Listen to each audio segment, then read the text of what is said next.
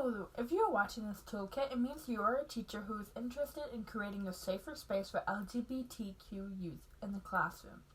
This toolkit will focus on information taught in sex ed and how current and future teachers can include LGBTQ youth as well. All youth need to be knowledgeable about what happens to their body during puberty and how to be safe during sex. In Ottawa, specifically the Ottawa Carleton District School Board, sex education is mandatory unless parents choose to exempt their child.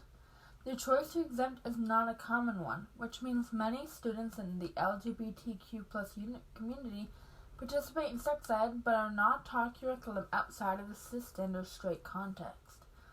Sex education has been largely overtaken by straight cisgender males disproportionately compared to the LGBTQ community and women. This toolkit will focus on the lack of information dedicated to the LGBTQ community, yet I still wanted to point out that in terms of sexual pleasure and intercourse, women are also ignored. The harm of you, as teachers, to not include the LGBTQ community in your curriculum limits access to reliable sex education resources for youth. Garg and Roman research discusses how the current curriculum tends to focus on society's norm, which may not contain discriminatory language, but it does focus on the straight cisgender body and ignores other bodies. If schools cannot administer information relating to all bodies, they are forced to get it from unreliable sources such as the internet or word of mouth. Their article's research is based on the states, but I believe the following statistics is not much different than it is in Canada. There are 48 states which enforce sex education. Of that number, 41 which require information on preventional measures of HIV and AIDS, 39 implement lessons of healthy relationships, and 33 enforce topics related to sexuality. Most of these topics cover many classrooms, except topics specifically related to LGBTQ youth are taught only within 22 states. These numbers show the lack of information on LGBT topics there is, which needs to be fixed because health and safety measures are important for them too.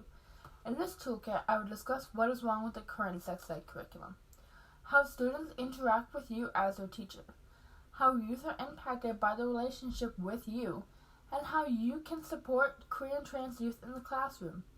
I will also embed an interview with an LGBTQ youth who shares with us her personal opinion of the sex ed curriculum. Finally, I will discuss 5 tips on how to make your classroom a safe space and how to create an inclusive sex ed curriculum. Issues with the current sex ed curriculum. The curriculum enforces the gender binary by separating students by gender and only teaching one child one sexual education experience. An example would be teaching boys about the puberty experience through a male point of view. Then in separate rooms, the girls learn about puberty focused on the girls' point of view. This is problematic for 2 reasons. First, it reinforces the gender binary because it forces students to identify as a boy or a girl. It creates a similar hotspot that bathrooms do by forcing trans students into situations where they might have to come out or sit in a classroom labeled of the gender they do not connect with. Not only is this concept harmful to trans students, but non-binary or gender non-conforming students would also be forced to decide for which classroom they should sit in. They would also be missing out on the learning experience of the opposite gender. It would be more harmful to separate students than for youth to be educated about both the male and female sexual experience and reproductive system. Not only does the sex education curriculum promote gender binaries by separating gender, but it's also ignoring important topics of the female LGBTQ experience.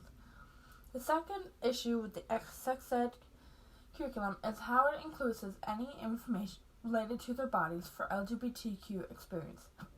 Focus on the straight cisgender point of view by ignoring any information about transitioning, the effect of taking puberty blockers, binding, and gay sex. Many teachers, similar to yourselves, do not teach students the basics but vital difference between sex and gender, as well as other terms and understandings such as binary and pansexual. The following is an interview with queer teen Haley, who will discuss her issues with the sex ed curriculum. Hi Haley, could you please identify yourself? Hi everyone, I identify as gay and my pronouns are she, her.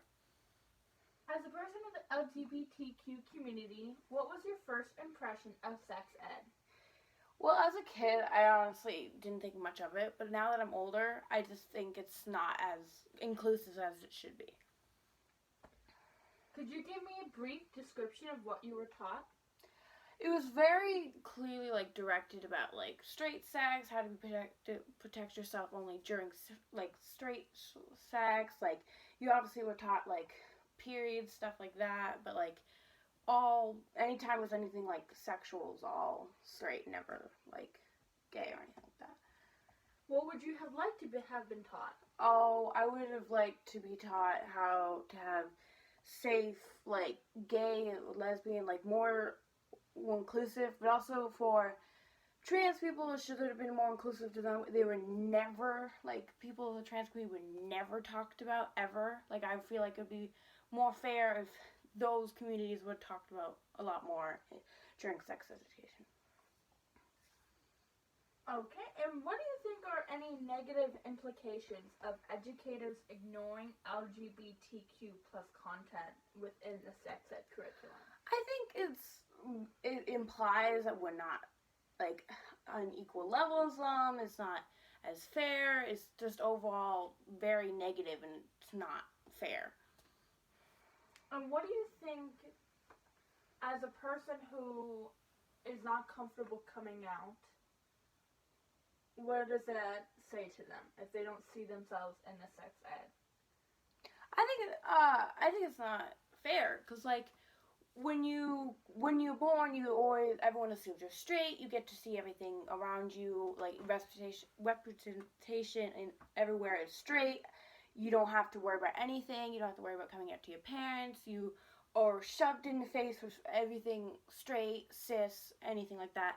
But if you're any part of the LGBT community, unless you're in some places that you're lucky enough that you might get glimpses of representation, and it's getting better nowadays, but especially in sex ed class, it's never talked about, which I don't think is fair.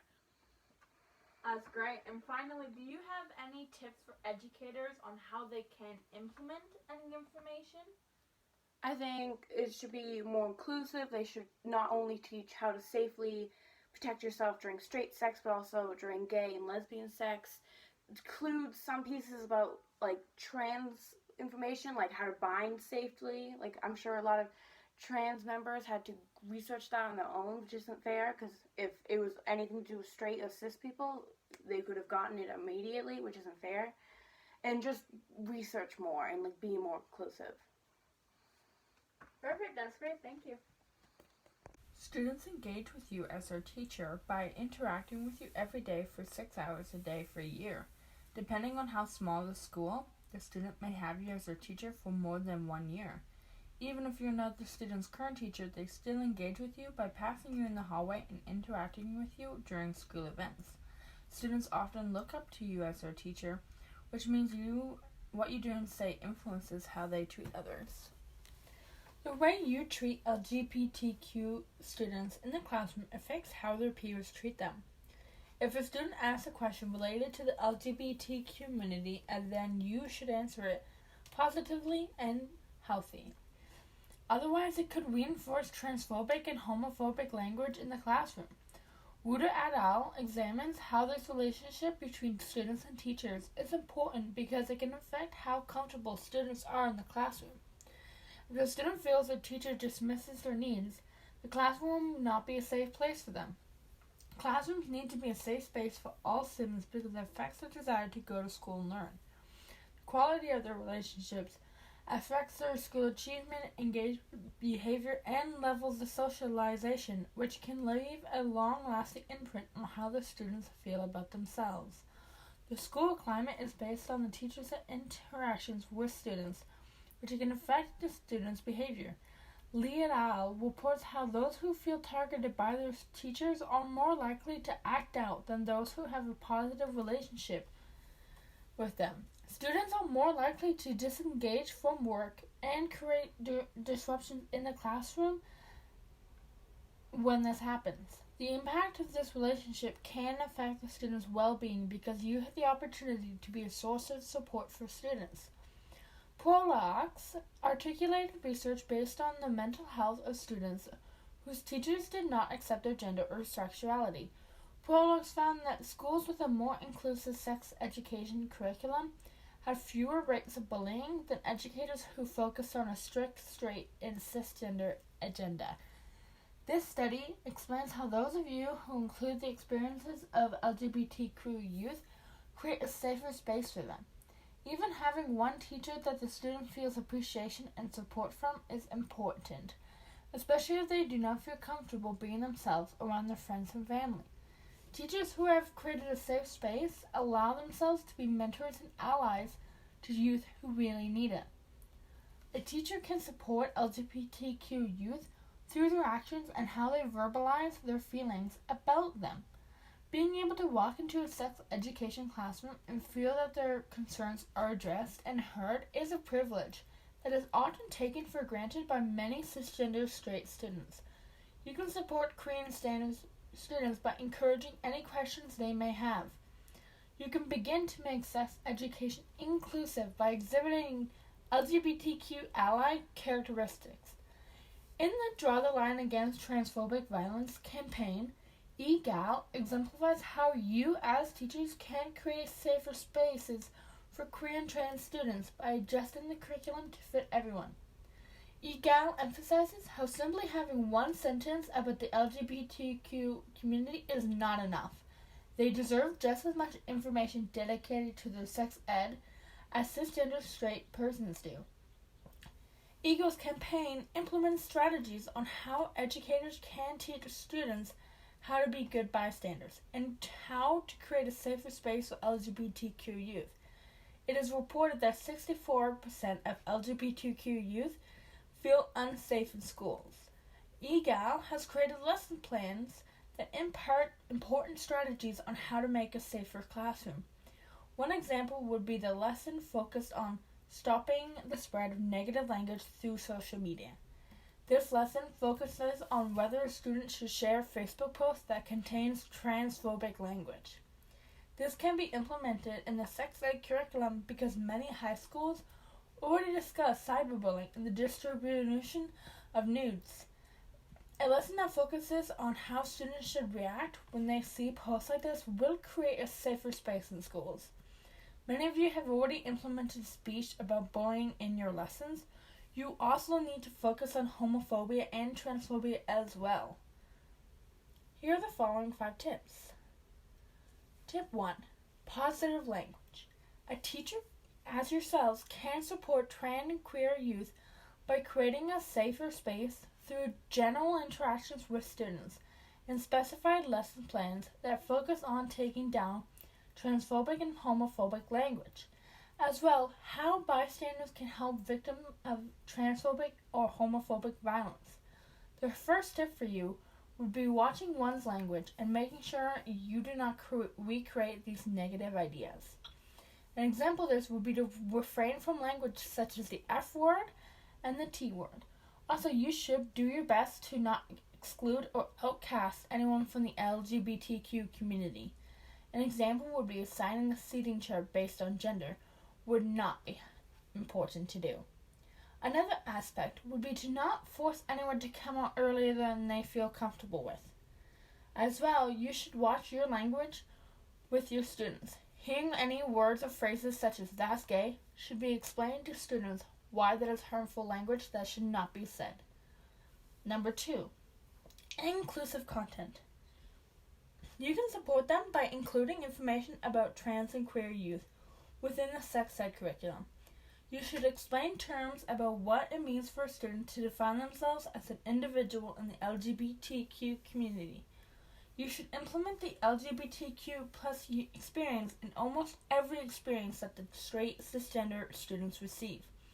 For example, why condom safety is important, and how to administer a condom on a penis, as well as discuss the options for vaginal condoms. Number 3. Create an open space for discussion. Allow students to ask any and all questions they may have without any mockery. Many of you have tried a question box where students can anonymously submit questions if they feel nervous to ask in front of their classmates. My suggestion would be to create an online poll for students to ask questions anonymously. I find the question boxes are ignored because students can't see classmates put a note in. Speakers. Number 4. Speakers and sex therapists can create open spaces for free questions. If the teachers feel they cannot go into specific detail about answers students may have, they should hire a career speaker who can openly talk about it. An example would be having Yadira Pike speak in classrooms because they are the author of The Gift of Positive Space Groups, a transformation for LGBTQ students, and may be willing to explain to students the LGBTQ concepts and terms. This would help students feel that they are not alone and there is other LGBTQ youth that struggle too. Number 5. Posters, literature, and films. These media can inform youth knowledge instead of hiding it. An example would be Gene Zuckerberg's A Quick and Easy Guide to Queer and Trans Identities, which is a book that discusses important information on gender dysphoria and relationships. Literature is important because it helps LGBTQ youth know more about themselves, as well as inform allies about LGBTQ plus stories. Most classrooms have posters on the wall that promote ideas such as hugs, not drugs, which is important, but you should also implement LGBTQ youth inclusive posters. Posters are important to create safer classrooms because it does not try to hide LGBTQ youth.